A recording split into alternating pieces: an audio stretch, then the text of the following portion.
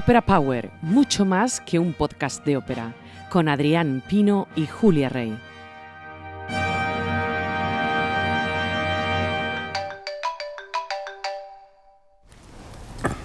A ver, ¿qué pasa?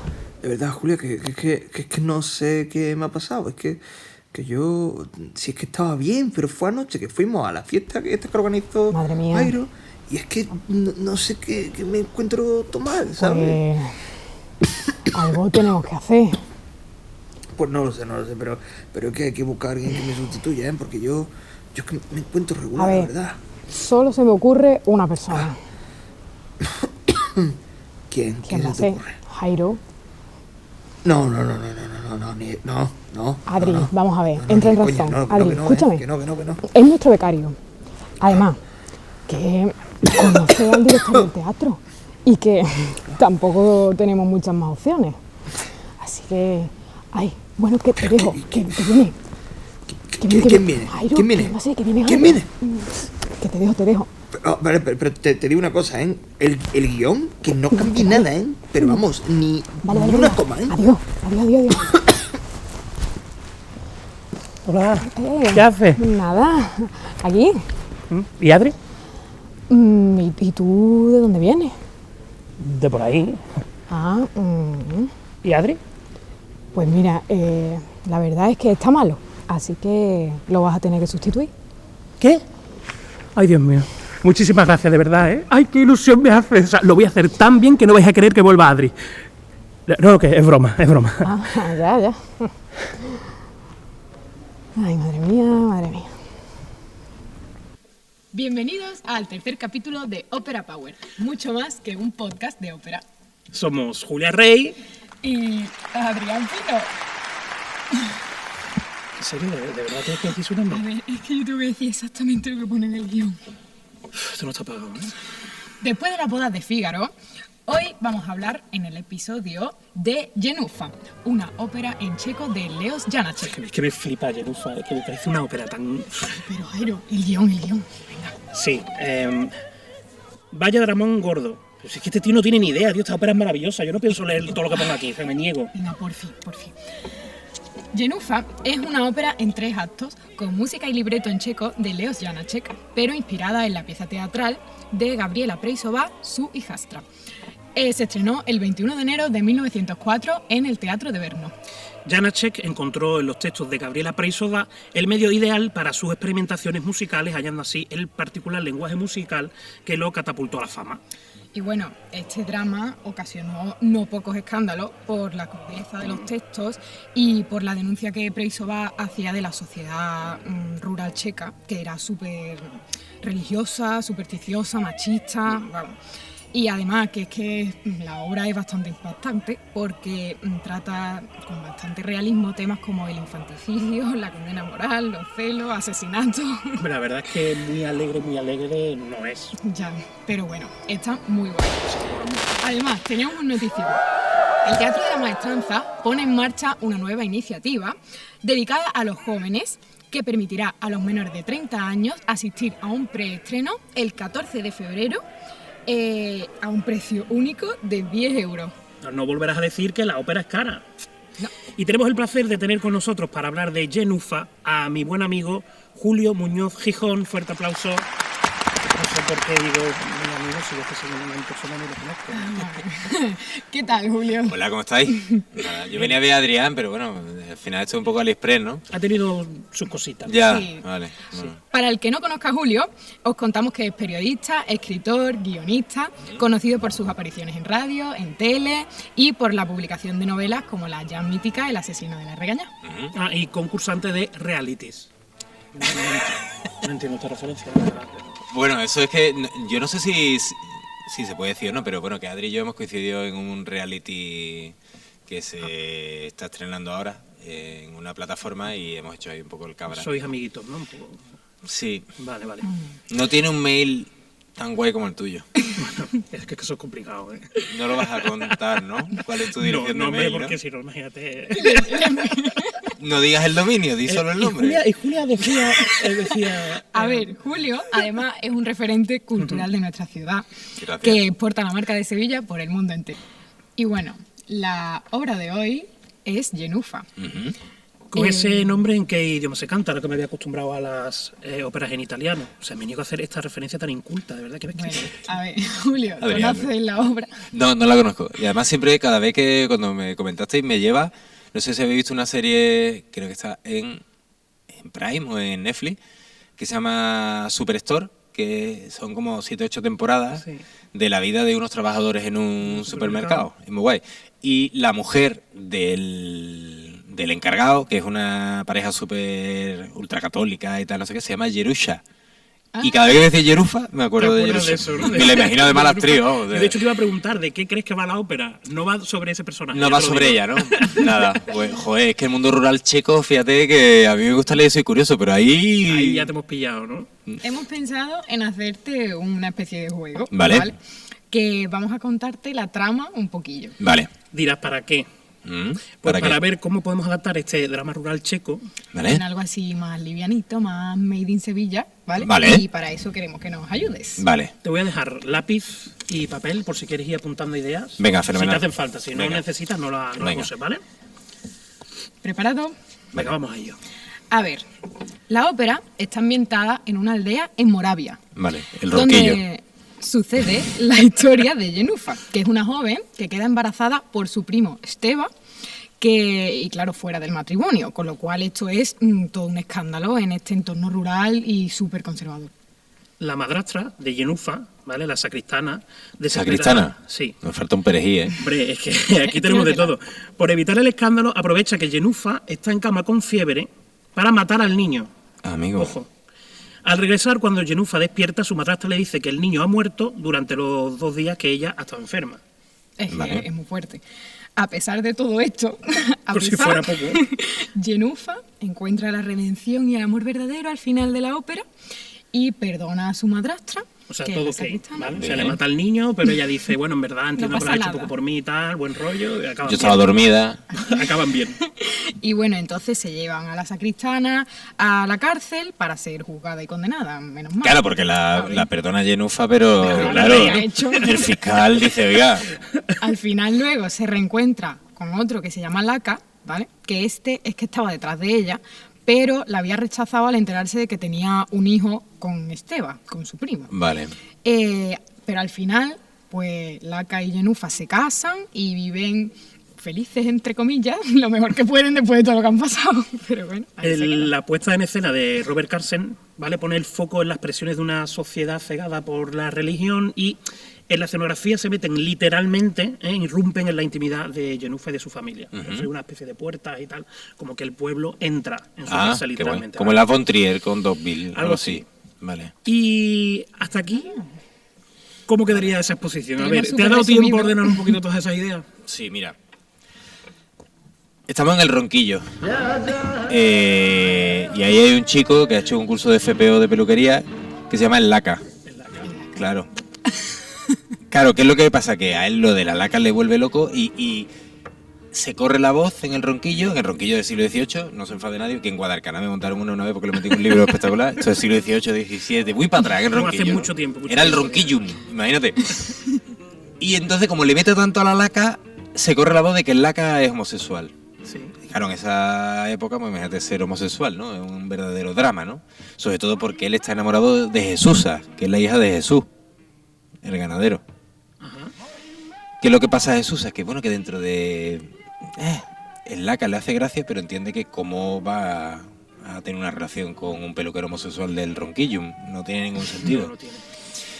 Entonces, en una comunión, empiezan allí con el para acá, el para allá, mientras más primo más me rimo, y claro, viene el primo de Jesús, que es Esteban, le saca el Esteban, que también no hay nada que tenga más nombre que el miembro, ¿verdad? De masculino, ¿no? Esteban Cayetano, hay un montón de nombres, ¿no? Pues Esteban saca el tema y al final ahí una cosa lleva a la Con el otra. rebujitum, se pone la Con el se pone la cosa turbia, ¿no? La barra librum, empieza tú para acá, tú para allá, pimba, preñazo.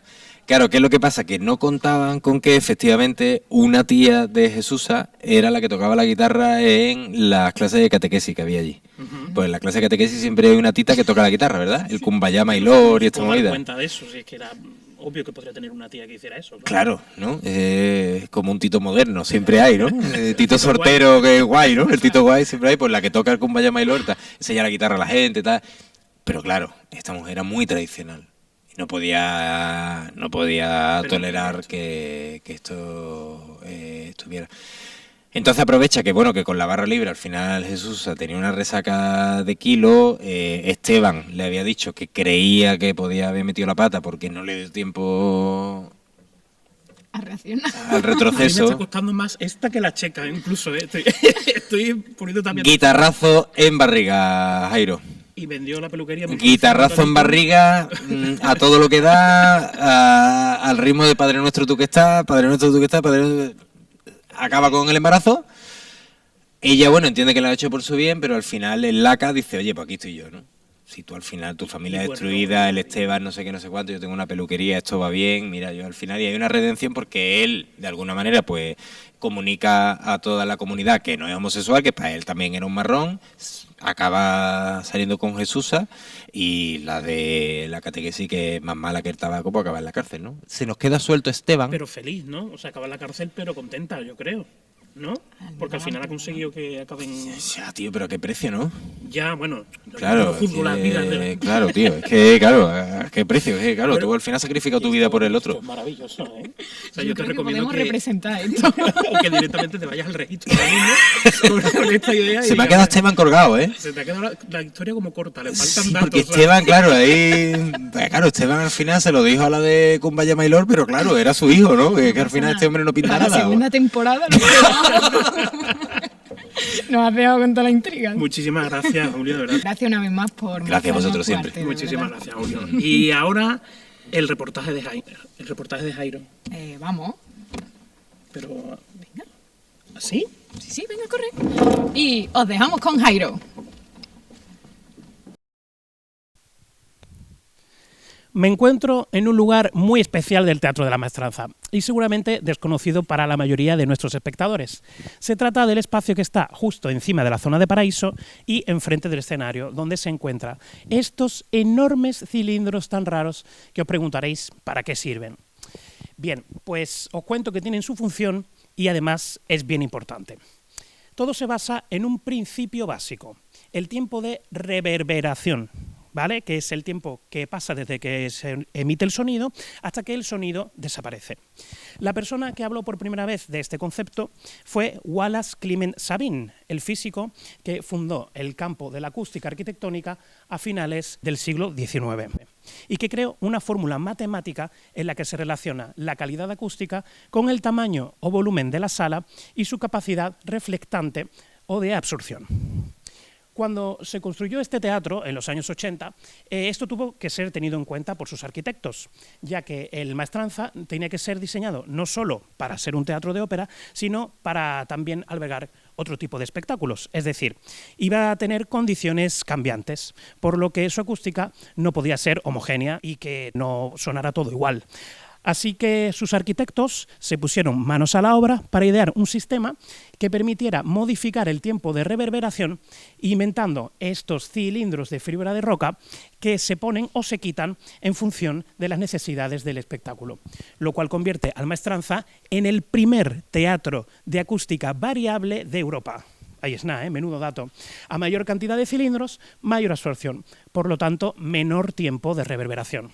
Por ejemplo, se estima que el tiempo de reverberación de la ópera es de 1,6 segundos, mientras que el de la música clásica romántica estaría en 2 segundos.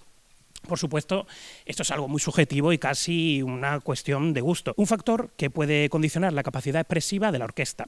Así, el director musical en cuestión puede jugar con estos cilindros para, según su interpretación, para la partitura concreta, para moldear la sensación sonora del espectador.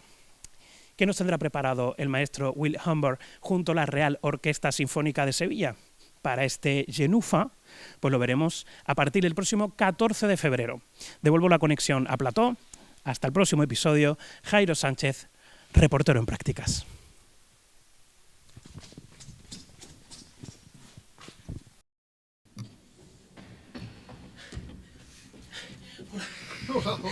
Oye, Tranquilo, respira. qué tarde llegas, que ya ha terminado la entrevista. ¿Qué? Sí. Perdón, pero Ha ¿qué dice que se me ha salido muy bien, ha salido muy bien, además. ¡Qué broma, venga! Tú corriendo para nada. Nuestro próximo invitado es, podríamos decir, un adicto a la cultura. Periodista, fotógrafo, cinéfilo y melómano. Hoy viene a hablarnos de Genufa Juan María Rodríguez. Un fuerte aplauso. ¿Qué tal? A ver, Bien, bien. ¿qué te parece que tengamos aquí en este espacio a Genufa? Me parece extraordinario. Es decir, el teatro tiene que apostar por repertorios que aquí no se han visto, ¿no? Llevamos como 30 años, ¿no? Poniendo ópera. Nos hemos entrenado todos, ¿no? Que habíamos visto muy poca ópera en Sevilla, porque antes no había teatro. Pero claro, faltan títulos esenciales del repertorio y Genufa es uno de ellos. Y, hombre, hay que conectar con el siglo XX, ¿no? Llegamos con un siglo de retraso a Genufa, ya nos vale, ¿no? Ya va siendo hora, ¿no? Ya va siendo hora, ya va siendo hora. Podríamos decir, Juan, que Genufa es como un drama lorquiano a la checa. Mira, de hecho, el origen de la pieza es un recorte de prensa, ¿vale? Es una noticia de prensa. Y Lorca supo del crimen de Níjar, yo soy de Almería, supo del crimen de Níjar por un recorte de prensa.